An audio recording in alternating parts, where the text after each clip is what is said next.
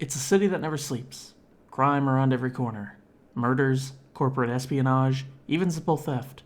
I've seen it all, toots. This city is rotten to the core, and in the middle of it all is me. But I'm starting to have second thoughts about my abilities, if I can truly make a difference. But I do know that I will protect these people, no matter what, beyond any shadow of a doubt. Who the fuck are you talking to? Mind your fucking business, that's who. Shadows of Doubt is a 2023 action-adventure mystery game that thrusts you into the role of a detective who's down on their luck in a city that is just rich with crime and taking place in an alternative history of 1979. Walking around your apartment, you can get a sense of who you are, blood type, birthday, if you've recently been separated from your partner who you miss and she's just abandoned you in this apartment all by yourself. But eventually you'll find that a note has been slipped under your door with a name and address. So you head out of the apartment, down the stairwell, out the door, and into the city. This is my first praise of the game. The city. Everything. Buildings, civilians, items, everything is random. No two playthroughs are the same, and if you felt like it, they even have a city builder, so you can create your own custom situations. On the other side of this coin, however, is my first complaint too. The city.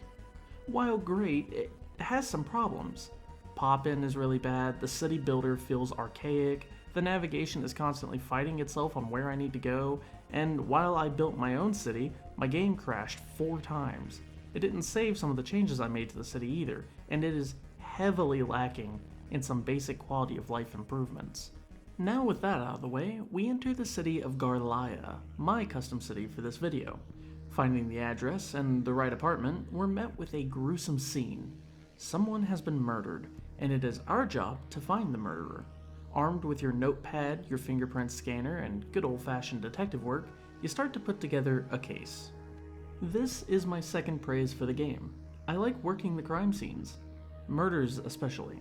Finding out how someone died, the caliber of the weapons fired, exploring their homes to find out more about them, where they worked, who they called last, fingerprints, shoe prints. The level of detail is fun, and I enjoy getting immersed in it. So after exploring the entirety of the apartment, checking the body, checking the trash, we've got a few leads. Leads are, well, leads. Areas the victim has been, like a diner, maybe their jobs, stuff like that.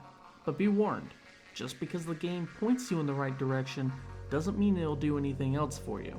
For the most part, you're completely on your own. There's no shiny lights pointing you at anything, there's no hints. The killer's not just gonna magically show up at your doorstep and admit to having killed someone. So you'll need to be alert and on the lookout at all times, and always consult your case board. Honestly, this thing is just really fucking cool. I would love to count it as its own separate praise, but it kind of just goes hand in hand with the second praise of investigations. I love being able to move things around and reorganize evidence based on the gathering of further evidence. Keeping stuff separate and all of it is attached by a red trail like you'd see in detective stuff, or Always Sunny, but you know. My only gripe with evidence and the board is that sometimes you'll collect copies of evidence, but it's counted as its own separate entity. Fingerprints and footprints are basically the most noticeable, and I think only offenders actually. Otherwise, this thing fucking rocks, and I just love staring at it like I'm super close to cracking the case. So with leads in hand, you need to start investigating areas. Who did they last call? Were they a model employee? Were they meeting someone recently? If so, who were they meeting? Answering these questions is paramount to stopping the killer before they strike again. Every little bit counts.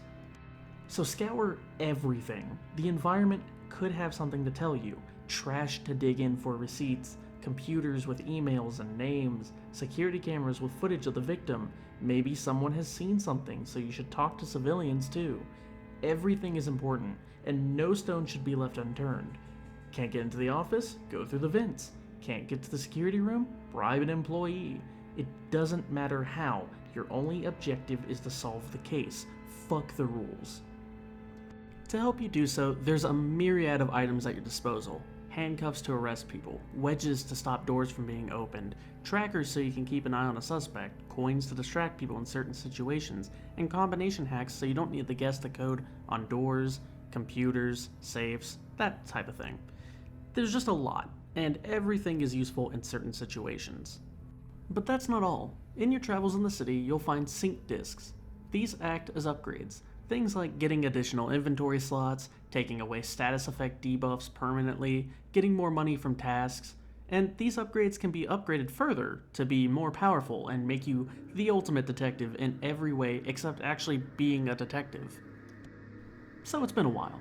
You followed the threads, scoured the city, harassed some citizens, and committed some mild B&Es to collect the evidence. You think you know who the killer is. The evidence does point back to them after all. Maybe you found the murder weapon with their prints on it. How do we wrap this up? Well, go to City Hall, pick up a resolution form. Resolution forms come in different varieties, but for the sake of this video, we'll talk about the murder cases specifically. So there are 5 things you need. Who the killer is, if you've arrested the killer, if you have evidence that they were at the scene of the crime, where they lived, and if you have the murder weapon. Only the first question is required to be correct to complete the case, but for each box you tick off, you're awarded more money, so it's always helpful to go above and beyond in cases when you're strapped for cash. So you've successfully completed your first case. Congratulations! You were evicted from your apartment, had to get a new one, and don't know what to do until the next murderer. Well, I got you covered. Let's go day drinking. Do not take the new recruit drinking. That is a bad fucking idea. Fine. I guess we can go solve other cases, I guess? Fortunately for us, but unfortunately for the victim, murder isn't the only thing going on in the city. Kidnappings, where someone has been kidnapped, obviously, and you need to find them. Arrest warrants for certain people, where you have to find that person based on not a lot of information and cuff them. Humiliation, where you kind of just need to toss food at people. Tailing people, stealing from people, watching them in their beds while you count off the ever-increasing number of their sins that their souls hold, knowing they'll never reach the light of heaven. You know, stuff like that. There's plenty to do while you work your way up to retirement, and a new case is as easy as checking the bulletin board in places like City Hall, hotels, or the diner. Doing these side cases while waiting for the next murder case is a good idea, as increasing your social score comes with buffs, and the extra credits means you'll never be in short supply of tools to help you catch the next would-be serial killer. Like other games, though, there are some problems, and this game is no exception. Codes and phone numbers resetting because you put them in too fast, NPCs just kind of falling over for no reason, map pop-in is as described earlier, this weird scrolling thing that happens when you look at evidence on your case board, stuff like that. You might have noticed the asterisk beside the thumbnail and title of this video, and that asterisk is that you should play this game, but only if you're okay with bugs. If you have the patience to play a good game that has problems, this is the game for you. Otherwise, maybe just stick to a playthrough or a let's play or something. So get out there, be the next Sherlock Holmes, Columbo, or Charlie Kelly. Solve those cases, catch those killers, and look damn good doing it. Oh, and one more thing. I promise, just one last thing. You can fall down the elevator shafts. The game doesn't stop you from doing it. I learned that the hard way. So thanks for sticking around to the end of the video. It means a lot to me. As always, we have a Discord if you want to join that and talk to other people. I stream Saturdays and Sundays at 10:30 p.m. Eastern Standard Time, and I try to release a video a month. Final shout out to all of these wonderful people. They've been supporting me for a while, and I wouldn't be here without them. So, thank you guys.